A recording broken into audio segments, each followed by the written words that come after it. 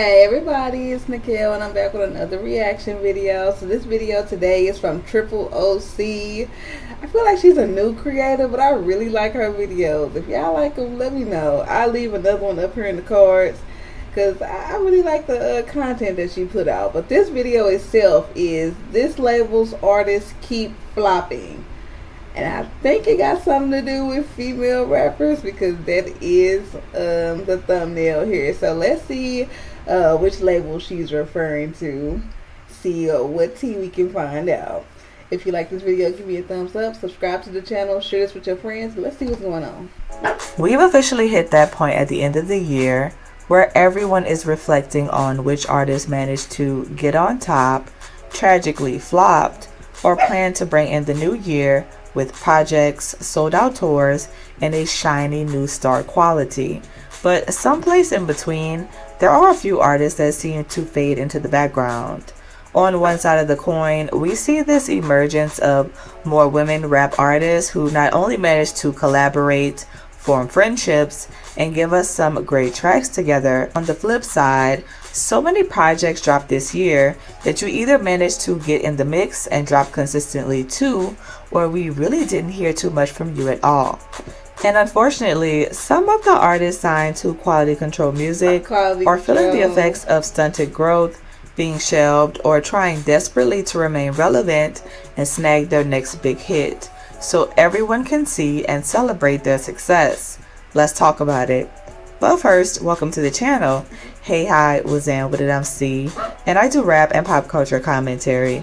So if you're into that, subscribe and hit the like button. That's my dog, yeah, I'm sorry. It's always crazy to me when a music label that once brought forth so much talent and gave us quite a few hit records starts to give audiences the impression that their artists aren't progressing the way that they should be. Sometimes we think it's the label and it's really just the artist's fault. But in other cases, these music executives are doing all that they can in order to help their artists grow, and it simply isn't working. Yeah, it's a little bit of that, and I feel like they make sure that they put most of their budget towards like a for sure thing. So like, you know, it's men and women on this label for sure. So maybe they're putting their money towards making sure the men have the budget that they need, and the other artists are getting like the scraps afterwards. It could be that situation, but I think this is referring to, is Carisha still in Quality Control? I know City Girls was. I think JT went with them, but is Carisha with them? I do not call her Young Miami no more. Carisha, please. That's stuck in my head. Transparent, I feel like many artists overall, and some that we'll be discussing today, aren't achieving the success they envisioned for a multitude of reasons. Comfortability in staying complacent, or constantly creating music that sounds the same. Yeah. Trouble adjusting to fame and juggling family, and overall simply not developing. A trend I see coming in 2025 is originality and real music taking precedence over this whole mumbo jumbo clout TikTok music that is taking the industry by storm today. Especially with the uncertainty of TikTok being banned in the US in 2025, you might just need more than a hit single to become famous for life. And QC isn't exactly shy to hit singles. Right there. Founded in 2013 by P and Coach K, Quality Control rapidly became one of the most successful independent labels in. Yeah, that's my thing. I feel like it started going downhill when Migos broke up. As far as Quality Control, because I think they put that tape out. I listened to most of that, but then after that, I didn't care no more. I wish they would stay together. Migos. The industry. And this is partly thanks to the Migos, their flagship talent that signed back in 2015. In 2017, Lil Yachty joined the label, followed by Lil Baby and the City Girls soon after. Of course, there were other acts who achieved some fame on the label, like Rennie Rucci and Rich the Kid. I really see Yachty, City Girls, and Baby as this QC dream team that helped the label reach its peak someplace around 2018, 2020. And in my opinion, This is around the time where their top tier musical artists were dropping music consistently, going on tour, and showing up in a rather successful light to rep QC as a brand. But with a quick look at these talents this present day, it's wild to think that less than a decade later, some of them aren't feeling the same spark as they did way back when. With the exception of Lil Yachty, who seems to be in his creative bag lately, we have Lil Baby, who seems to be in album rollout mode as he gears up for the release of his fourth studio album, Wham, dropping on January 3rd. And while I'm looking forward to it, like many, I'm hoping that Baby is managing to switch up his sound just a little bit going forward. Yeah, I'm gonna be honest, y'all. I can't listen to the Baby like that. Well, not the Baby. I forgot it is an actual the Baby. I can't listen to Lil Baby for real like that. It always sound the same. And I don't know if I really like how the auto-tune sound on his voice. And it's not something he gonna get rid of. Like everything is built around that. And I'm a little tired of it. Migos was really holding this together. They was really holding quality control together. And then City Girls broke up. Yachty here every once in a while. Like this is a good topic because this label is something you just really, push to the back of your head. Don't really matter as much. I don't think that Lil Baby has fallen off like so many people are saying, but he certainly stumbled a bit and seems to understand that in order to get his footing, he has to hop on tracks with whoever is deemed hot right now, right? Like Boss Man D-Lo or Central C. And then there's the City Girls, who are defunct, with JT choosing to go Yeah. See, I don't like that. The way, how long the Baby, well, I keep saying the Baby. I just want to say Baby instead of the abbreviation before. But Lil Baby, at this point in his career, I feel like he's the one that people should be wanting to get on his songs. And she talking about how he have to get on other people's songs. Well, I guess because, everybody ain't listen to it, just like I just said. So, maybe he's not doing as well. Solo and finding her signature sound and audience this year, going on tour, dropping her debut project. And then you have Young Miami, who is pushing this public figure and podcast host thing first and her music after. As she claims that QC straight up said that she isn't dropping music anytime soon because her music is not maturing. Although she did get clowned for this online, I'm just glad that she kept it real. We are truly in an era of the overconfident and talentless, which many female rap artists think that they can make up for by twerking some or throwing whichever hot male rapper on a track who will talk to us about French tips, bust downs, blondes, and bobs, and how they love to see us grind. Nigga, I'm in my soft life era. Because even Young Miami's desperation of getting Skilla Baby to hop on yet another song preaching to the nail artists, Lash Tex, and Certified Bad Biddies did not land her a hit. But clearly you can see a reoccurring pattern, right? Many of these artists are being way too shy when it comes to exploring new ways to stand out amongst other artists in the game.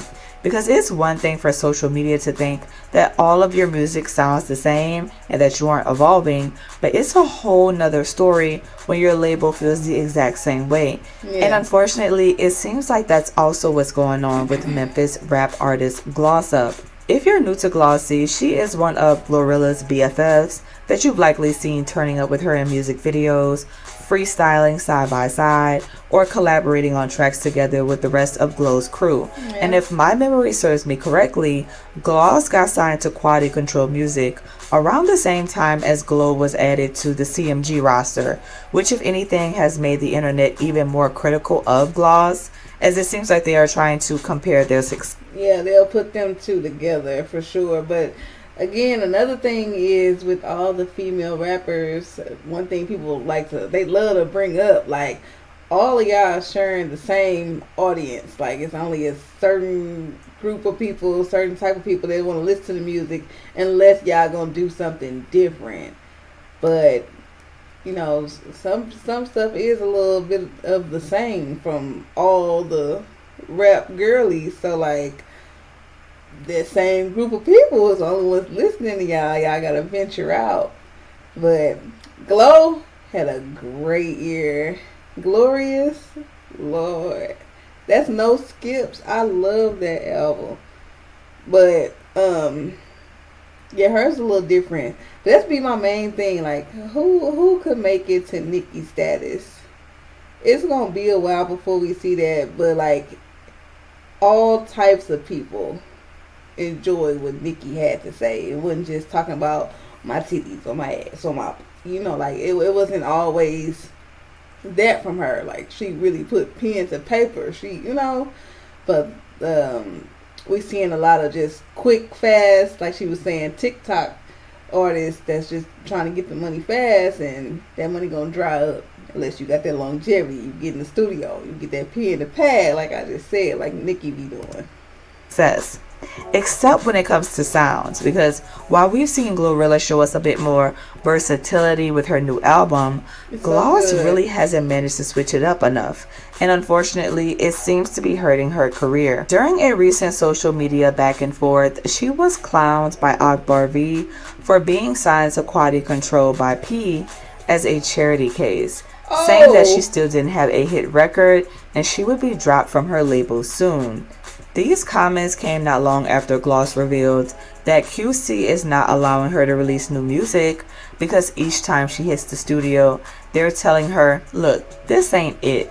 Apparently the label feels like all of her music is sounding the same, and they've even managed to bring in writers to help, but they aren't feeling the songs that she's getting assistance with either, which has me thinking about various different things. Where is the artist's development? Why does she not have a hit single by now? And most importantly, why does it feel like they have no idea what to do with Gloss as an artist? We're in this current era of what I like to call microwavable music, where label execs and A&Rs are searching high and low on social media for whoever is getting the most clicks, views, and likes with a little bit of potential, and then throwing them on stage, in the booth, and on tour to fend for themselves without actually getting them development, dance lessons, and media training. And when it comes to sound, almost everyone is rapping on the same beats about the same things, with only a rare few standing out in the crowd.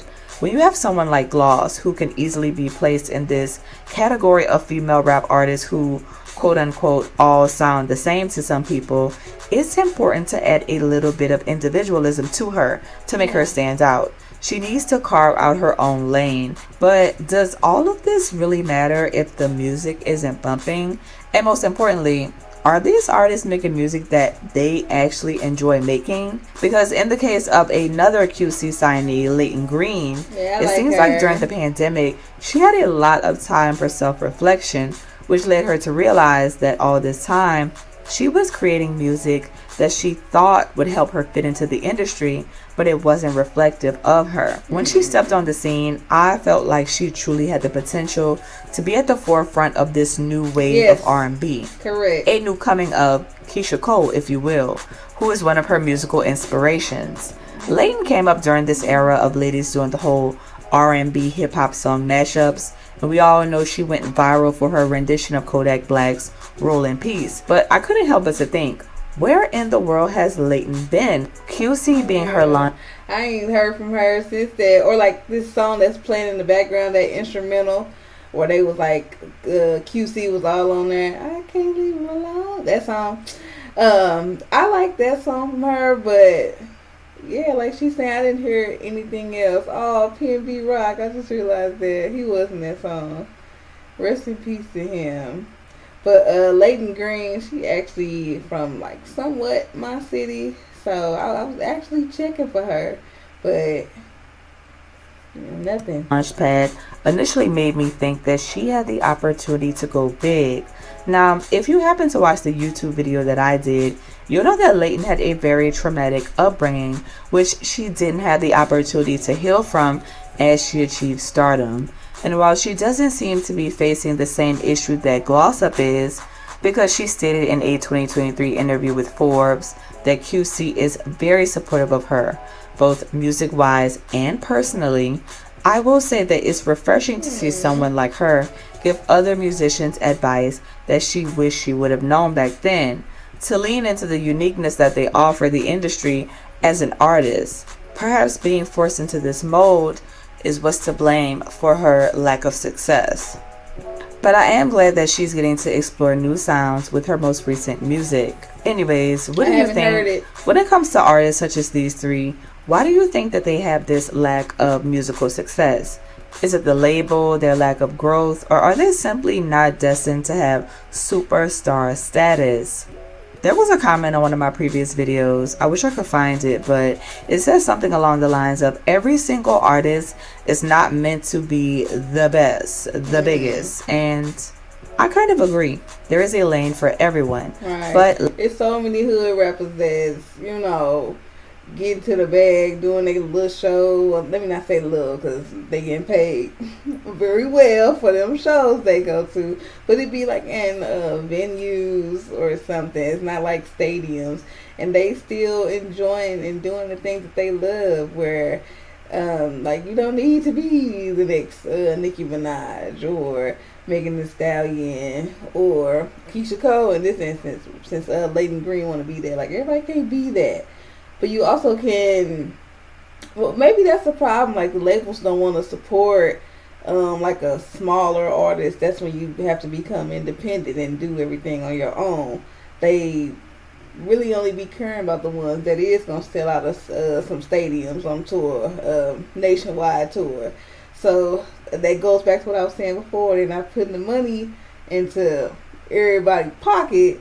You putting into ones that they're gonna get a return on, and that sometimes stunts the artist's growth.